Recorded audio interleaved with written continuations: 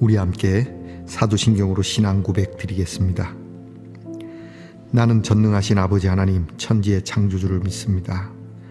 나는 그의 유일하신 아들 우리 주 예수 그리스도를 믿습니다.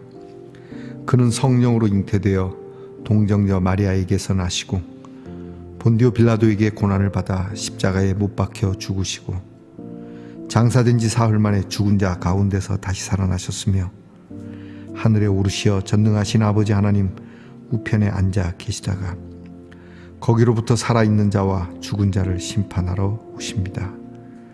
나는 성령을 믿으며 거룩한 공교회와 성도의 교제와 죄를 용서받는 것과 몸의 부활과 영생을 믿습니다. 아멘. 오늘 우리 함께 부를 찬송은 찬송가 111장입니다. 귀중한 보배 합을 찬송가 111장을 함께 부르십시다.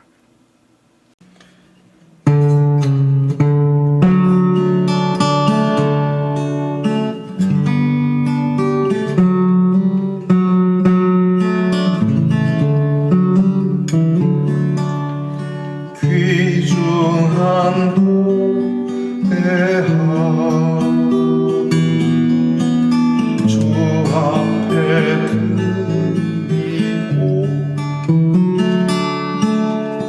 우리의 몸과 마음도 함께 바치세. 진리는 온유하고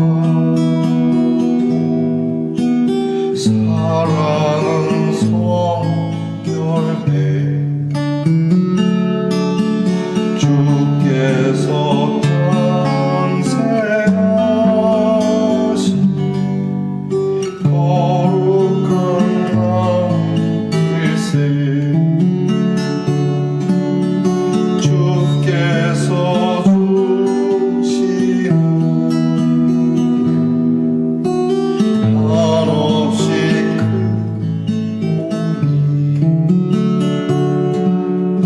복이 우리가 받은 것을 감사히 바치세. 기쁨은 충만하고 소망은 불변해. 정성과 마음을 다해 경배를 드리세. 들에서 밤을 새며 양치던 모자들 하늘에 빛난 영광 보고서 놀랐네. 천사의 기쁜 소식 목자들 듣고서 찾아와 경배하며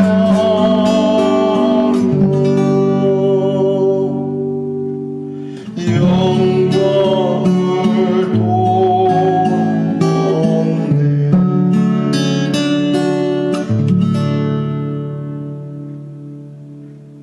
함께 겸손한 마음으로 기도드리겠습니다. 하나님 감사합니다. 이 한 주도 은혜 가운데 살아오며 내일 거룩한 주일을 바라보고 이 한 주 동안 우리를 도우신 하나님께 감사함으로 찬송하고 또 엎드려 귀한 기도를 드립니다.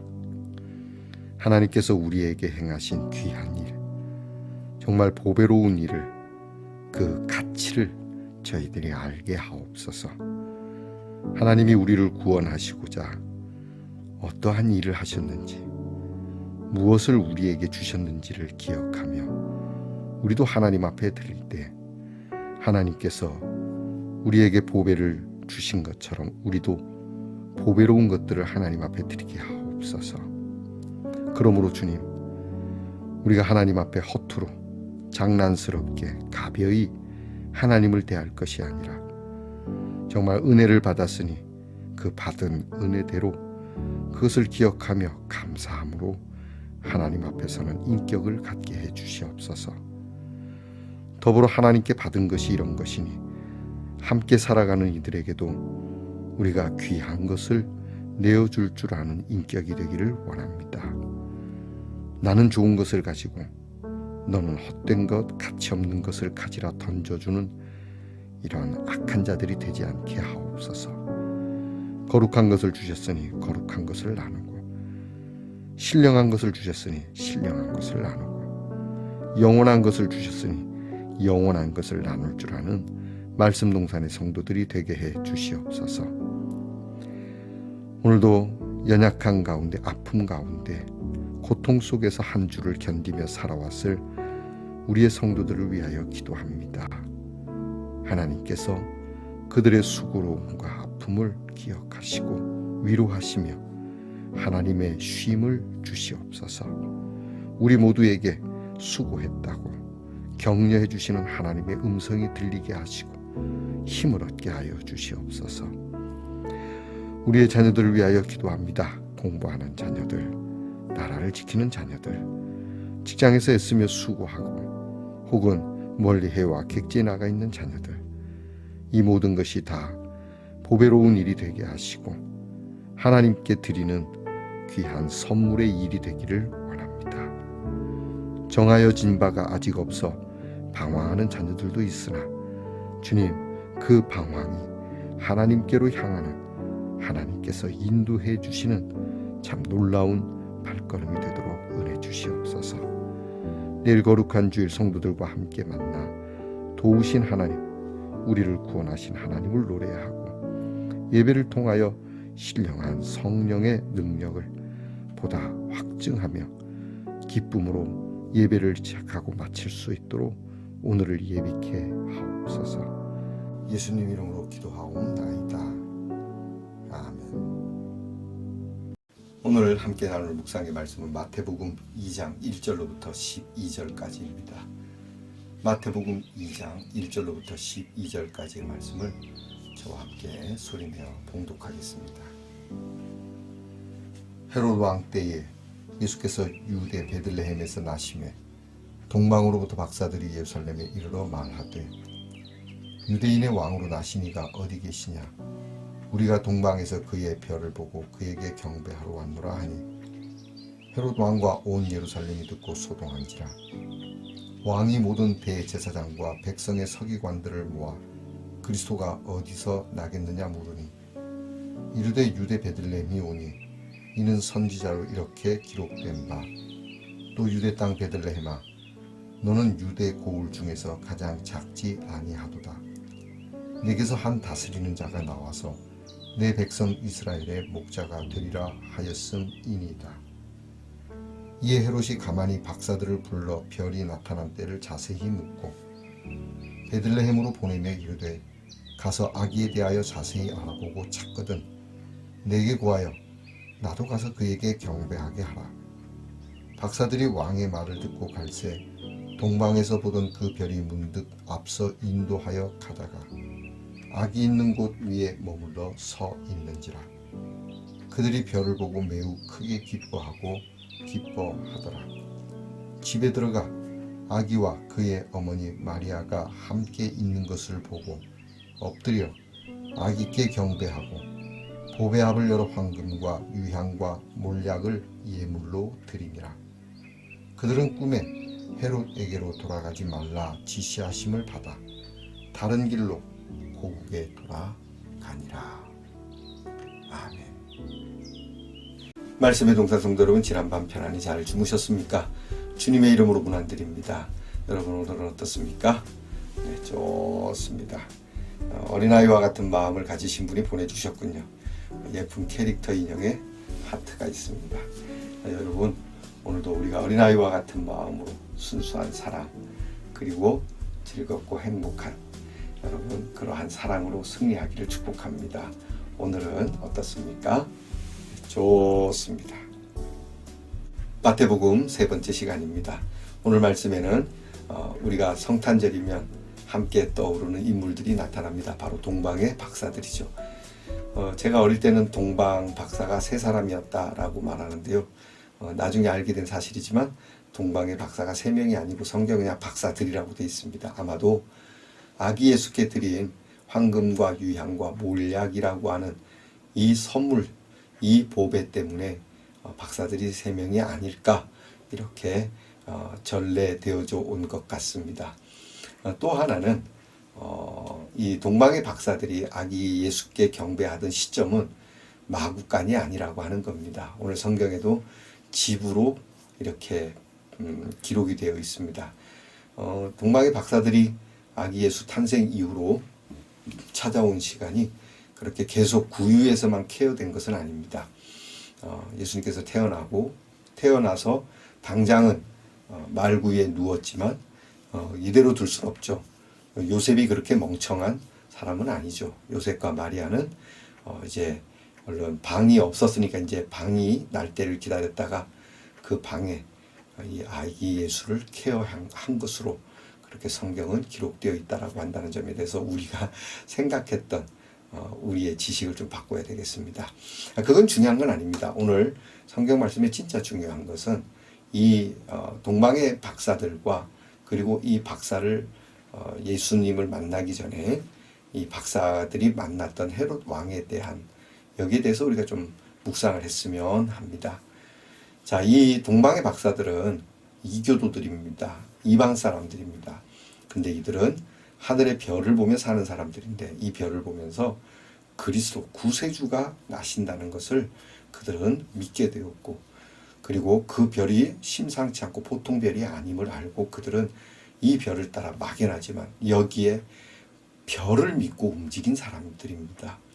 그리고 이 별을 따라 이스라엘에 왔고 이스라엘에 와서 당연히 이 그리스도가 난 것을 이 동네 사람들은 알 거라 생각하고 그 나라 왕을 찾아서 이 그리스도의 나심에 대하여 묻게 되죠.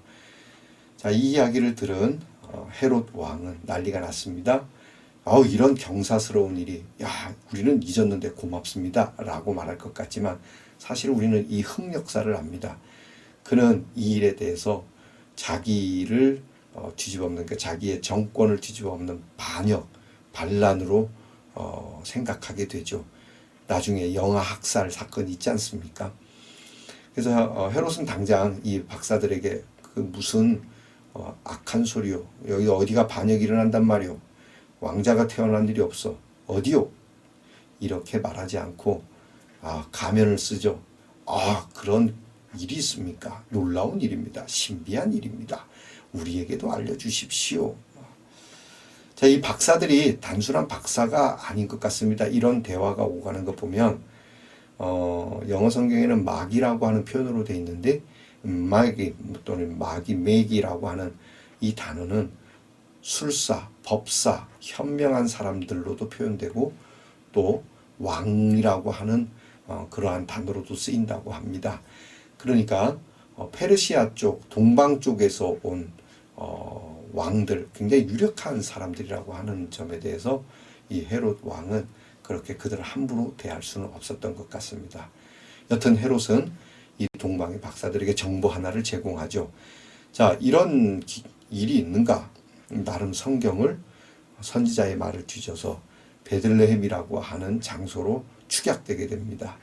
그리고 동방의 박사들에게 우리가 아는 바 우리나라의 현명한 그러한 선지자들이 당신들과 같이 현명한 우리에게도 선지자들인데 그 선지자들이 베들레헴에서 이러한 일이 있을 거라고 말했소. 당신들 가보시오. 그리고 가보시고 나서 그분을 만나면 나에게도 알려주시오. 나도 경배하게 말이오. 그런데 동방의 박사들이 이 이야기를 듣고 가서 만나게 되죠.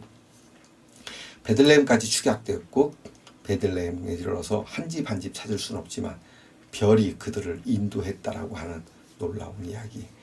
그리고 그들은 아기 예수를 만나 경배드리고 아기 예수께 선물을 드리고 그들은 왔던 길로 가지 말라라고 하는 성령의 가르침을 따라 그들은 다른 길로 가게 되게 됩니다. 자, 이 이야기를 마태는 전하면서 구약의 말씀을 다시 꺼내들죠. 마태가 유대인들에게 예수는 구세주이심을 전하려고 소개하려고 하는 이 마음을 가졌기에 계속 오늘도 구약의 말씀, 곧 하나님의 말씀이 이루어지고 있다라는 것을 이야기하고 싶은 겁니다. 그래서 베들레헴 에브라다야, 여기에서 구세주가 나신다라고 하는 이 말씀이죠. 오늘 말씀을 통해서 우리는 두 가지를 생각해 봅시다. 물론 동방의 박사들이 황금과 유향과 모략을 드렸다, 이것을 가지고 우리가 어떤 신학적으로 이야기할 수 있지만 그냥 보여지는 그대로 오늘 보면 하나님을 믿지 않지만 별빛에 의지하여 구세주를 만난 이들이 있는가 하면 하나님의 말씀을 가까이 두고도 전혀 모르고 있다가 별빛을 찾아온 사람들에 의하여 깨달았지만 그 깨달음도 그들과 무관하고 결국 아주 검은 속내를 가지고 일을 다루는 사람. 어떻습니까? 여러분, 우리는 동방의 박사들에게 부끄럽다 이런 생각을 가질 때가 있지 않습니까? 교회는 다니지 않지만 정말 마음에 별빛을 가진 사람들을 종종 봅니다. 그 사람들은 희미하지만 그 별빛 하나에 그들의 인생을 아름답게 써나갑니다. 헌데 우리는 하나님의 밝은 빛을 받은 사람, 생명의 빛을 받은 사람들이 이 사람들보다 더 우매하게, 더 어지럽게 인생을 가꾸어 살아가고 있지는 않은지 말입니다. 여러분들은 어느 쪽에 더 가깝습니까? 그리고 어느 쪽으로 움직이고 있습니까?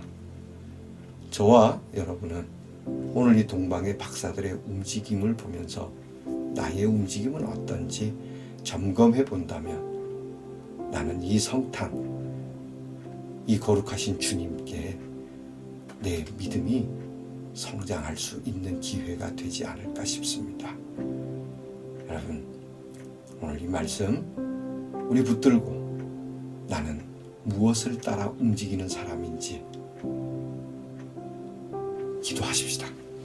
하나님, 동방의 박사들, 이렇게 희미한 별빛, 그러나 심상치 않은 별빛, 그것이 그들에게는 강렬한 빛으로 다가오게 되었고 그 별빛에 의지하여 예수를 만났거늘 오늘 우리에게는 말씀도 있었고 성령도 우리에게 있으며 하나님께서 보여주시는 정말 그리스도의 빛이 있음에도 우리는 헤매고 다니는 자가 아닌지 주님, 우리의 눈을 열어 우리의 마음을 열어 이 동방에서 찾아온 이 박사들만큼만이라도 우리 주님을 찾아 나서는 순례자들이 되게 해 주시옵소서. 예수님 이름으로 기도합니다. 아멘.